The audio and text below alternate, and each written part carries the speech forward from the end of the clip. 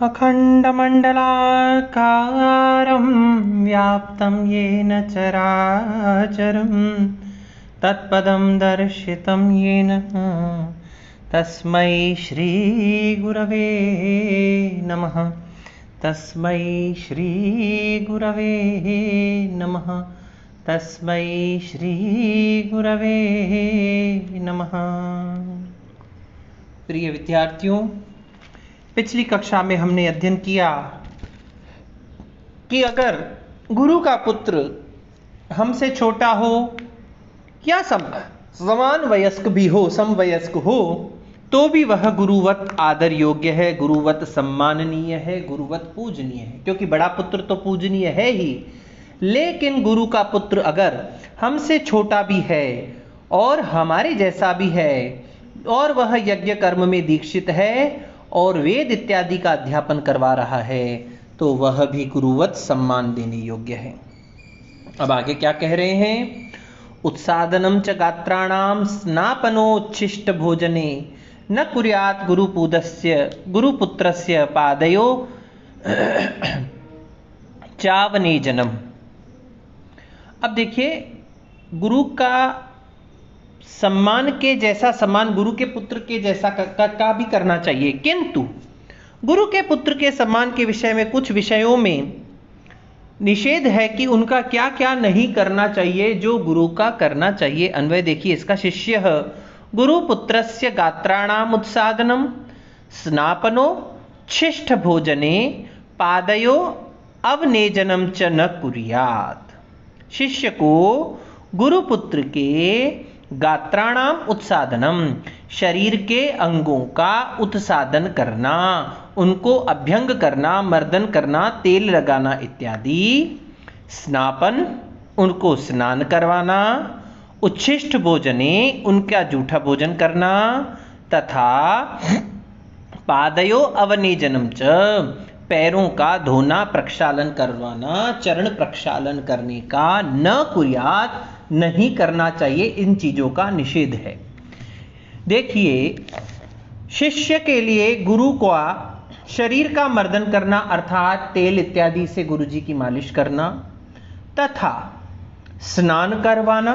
देखिए, गुरु का स्वास्थ्य ठीक नहीं है, गुरु वृद्ध हैं, गुरु अस्वस्थ हैं या और कोई भी समस्या है, तो गुरु को स्नान करवाना और गुरु के उच्छिष्ट भोजन को करना तथा गुरु के चरणों का प्रक्षालन करना, ये तो निर्देश है। किंतु जब ये बात कह दी गई कि शिष्य को गुरु पुत्र का भी गुरु के समान आचरण करना चाहिए, सम्मान करना चाहिए, तो वहां गुरु के जैसे सम्मान की तो बात है, लेकिन गुरु के साथ जो वह यह कर्म कर रहा है, गुरु के शरीर का मर्दन करना, गुरु को स्नान करवाना, उनका उच्छिष्ट भोजन करना और उनके पैरों का प्रक्षालन करना, ये गुरु के लिए तो कहा गया है, लेकिन गुरु के पुत्र का गात्राणाम उत्सादनम, शरीर का मर्दन करना, उनकी मालिश करना और गुरु के पुत्र को स्नान करवाना, गुरु के पुत्र का उच्छिष्ट भोजन करना और उसके चरणों का प्रक्षालन करने का निषेध किया गया है। गुरु का तो ये सब किया जाएगा, लेकिन गुरु के पुत्र का नहीं किया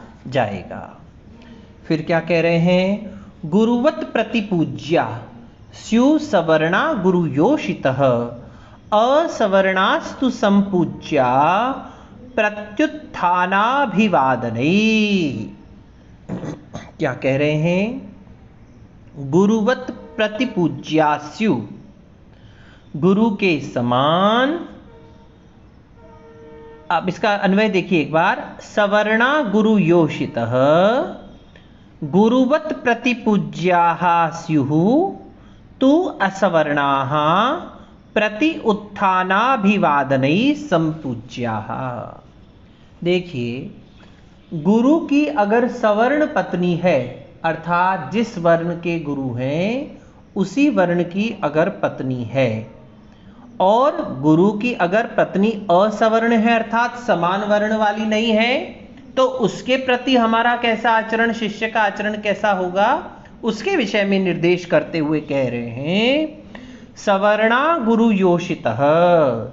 सवर्ण समान वर्ण वाली, अर्थात जिस वर्ण के गुरु हैं उसी वर्ण जाति की यानी सजातीय गुरु पत्नी जो है गुरुवत प्रतिपूज्या, गुरु के समान पूजन योग्य है, सम्मान योग्य है, उनका भी गुरु के समान ही आदर सत्कार किया जाना निश्चित है।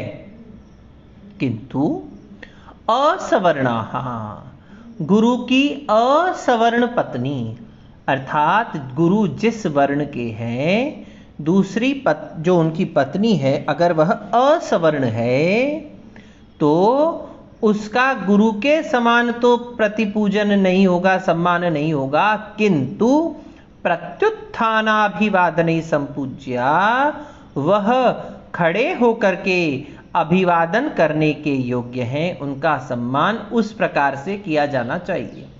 देखिए, गुरु की पत्नी अगर सवर्ण है तो जैसा प्रणाम हम गुरु जी को कर रहे हैं उनके चरणों में गिर करके, अभी पहले भी हमने देखा था साष्टांग और पंचांग प्रणाम की प्रक्रिया थी। दक्षिणेन दक्षिणः, सव्येन सव्यः, दाएं हाथ से दायां पैर, बाएं हाथ से बायां पैर, और फिर नीचे झुक करके सिर को उनके चरणों में रख देने का विधान हमने गुरु का देखा।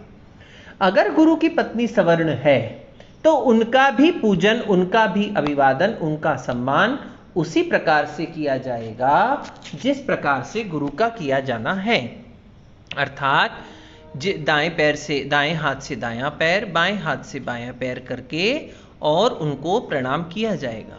लेकिन अगर गुरु पत्नी असवर्ण है, समान वर्ण वाली नहीं है, तो उनका सम्मान उस प्रकार से न करके जिस प्रकार से गुरु का किया जाना है, प्रत्युत्थानाभिवादने, खड़े होकर के उनको प्रणाम करना या उनका अभिवादन करना, बस इतना ही उनका सम्मान किया जाना चाहिए। देखिए, दोनों गुरु पत्नियां हैं और दोनों ही सम्मान के योग्य हैं, लेकिन वर्ण के कारण से सम्मान की शिष्टाचार में थोड़ा सा भेद किया गया है। फिर आगे क्या कह रहे हैं एक बार फिर देखिएगा। अभ्यंजनम स्नापनम च गात्रोत्सादनम एव च गुरुपत्न्यान कार्याणि केशानाम च प्रसाधनम। अब इसका अन्वय देखिए क्या कह रहे हैं। शिष्येन गुरुपत्न्याः अभ्यंजनम स्नापनम गात्रोत्सादनम एव च केशानाम प्रसाधनम च न कार्याणि। न कार्याणि यानी ये कार्य नहीं किए जाने चाहिए। क्या क्या नहीं किए जाने चाहिए? अभी हमने देखा गुरु पत्नी का गुरु के सम्मान ही पूजन होगा, लेकिन व्यवहार उनके समान होगा, लेकिन कुछ प्रकार के आचार विचार और व्यवहार में हमें गुरु पत्नी का कुछ विशेष नियम और कुछ निषेध, विधि निषेध का पालन करना चाहिए। क्या कह रहे हैं? शिष्येण, शिष्य के द्वारा, गुरु पत्न्याः, गुरु की पत्नी का, अभ्यंजनम, अभिअंजन अर्थात तेल के द्वारा मर्दन या शरीर का मर्दन किया जाना, तथा स्नापनम, स्नान करवाया जाना, गात्रोत्सादनम, शरीर के अंगों का उत्सादन किया जाना अर्थात उबटन तेल इत्यादि लगाया जाना, केशानाम च प्रसादनम, और बालों को बनाना, उनके बाल इत्यादि बनाना, चोटी इत्यादि बनाना, न कार्याणि, ये सब कर्म नहीं करने चाहिए।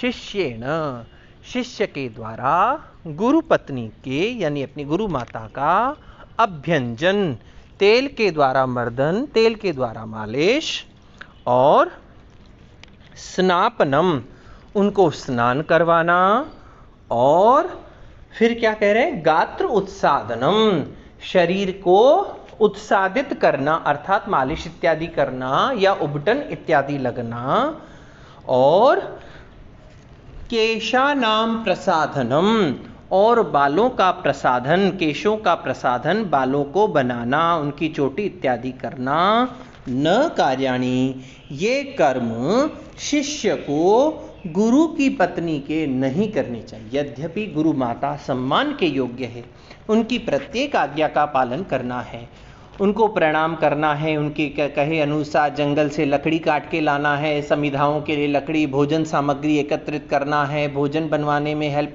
मतलब जितने भी कर्म एक शिष्य को करने चाहिए वो सब करने हैं। लेकिन गुरु पत्नी का शरीर का मर्दन करना, मालिश करना, उनको स्नान करवाना, उनके शरीर के अंगों पर उपटन लेप इत्यादि लगाना और उनके बाल इत्यादि बनाने का निर्देश नहीं दिया गया है, अपितु उनका निषेध किया गया है। अब और किस किस विषय का निषेध है, किसके संग के लिए विधि, किस किस कर्म का विधि की गई है और किस किस कर्म का निषेध किया गया है, इसके विषय में हम चर्चा अगली कक्षा में करेंगे। तब तक के लिए ओम शम।